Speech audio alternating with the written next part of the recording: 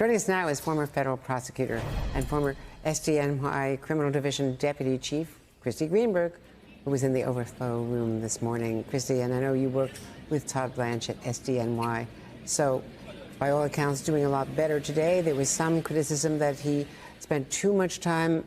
There were a litany of lies, but that he went into every detail and a lot of tangents. But certainly before the lunch break, everyone here seems to feel, and those who've talked to were in the courtroom and in the overflow room, that he really landed a punch, landed a big blow. So I actually thought he landed several punches today. I thought today was much more effective than on Tuesday. And the punches before, what I know everybody has talked about of this call and the date and whether or not, there was the real discussion with Donald Trump about the Stormy Daniels payment at the date and time that he said on direct very confidently. That was certainly a real blow, I thought.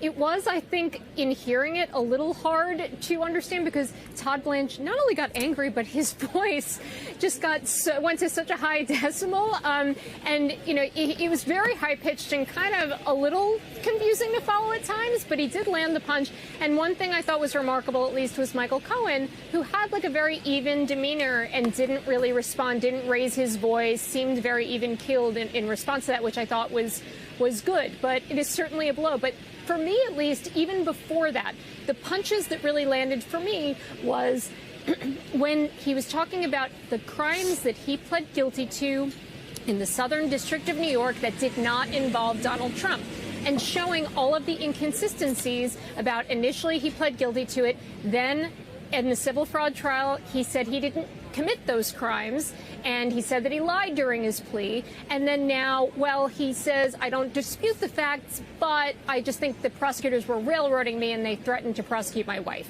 And it came across in the way that it was presented, really, that that Michael Cohen just really wants to blame everybody. He talked about blaming the bank, blaming the accountant, blaming the prosecutors, blaming the judge. He called the judge corrupt. This is a judge that I appeared before many times in the Southern District of New York, who is now deceased. This was not a corrupt judge by any stretch. And so, and then he lumped in with all of those people that Cohen is trying to blame Donald Trump as well, to kind of make that strategic point to the jury that, yeah, Donald Trump is just another person that he is trying to blame because he's angry like anyone else. And why is he angry? One of the reasons that came out is because he didn't get the White House Chief of Staff job or AG job that he wanted.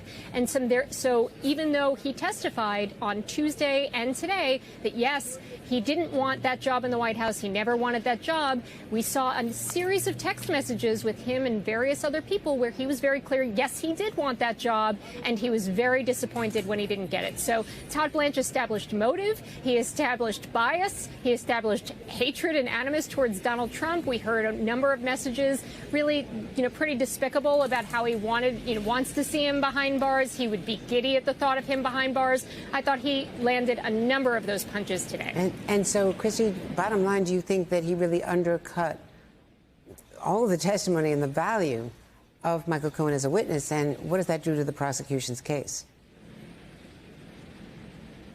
So, look, I think this was always going to be the issue. You have Michael Cohen corroborated in a lot of different ways by other witnesses that we had heard from, as well as by the documents. And frankly, in addition to that corroborating evidence, you also have common sense of how this would have worked. And, for the defense theory to make sense, you'd have to have not only Michael Cohen going rogue, but Alan Weisselberg, all of these people doing it without Trump's knowledge. And that really doesn't comport with what we'd heard about how the organization worked and how Donald Trump operated.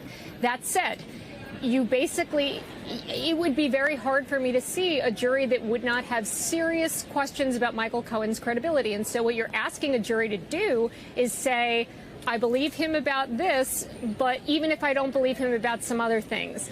And that is very difficult. I can say as a prosecutor, I never put a witness on the stand who is a cooperating witness where I thought they weren't being 100% truthful, that I had fully debriefed them and that I felt very confident about their credibility as a whole. And so it is a difficult dance that I think these prosecutors are having to play, where there are serious questions raised today about Michael Cohen's credibility. Let me ask you, as someone who's in the overflow room, and most of our viewers know this by now, you don't get the sense of what it's like to be in that courtroom, but what you do get is a look at the defense table, a look at the prosecution table, a look at the a look at the witness, obviously. What was the energy like, and any observations you might have had of Donald Trump, of interactions between him and his defense team, or even the interaction between Todd Blanche and Michael Cohen?